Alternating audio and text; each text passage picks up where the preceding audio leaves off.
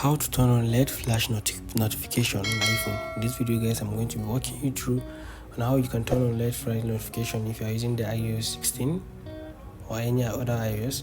So just go ahead and open your settings. When you open your settings, I want you to look for where it says accessibility. So you can scroll or use the search icon showing above your screen.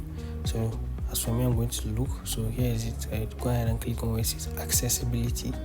So when you click on accessibility, I want you to look for where it says audio and visual. So look for where it says audio and visual. So go ahead and click on audio and visuals. So when you click on audio and visuals, you can go ahead and scroll to the bottom of your page. So when you scroll to the bottom of the page, you see where it says LED flash for alerts. So go ahead and turn it on and click on it.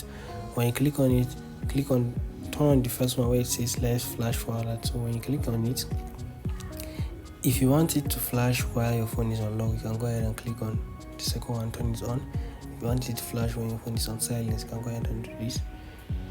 As for me, I don't want it to flash when my phone is on silence, so I'll turn this off. So when your phone is on silence, it's not going to flash.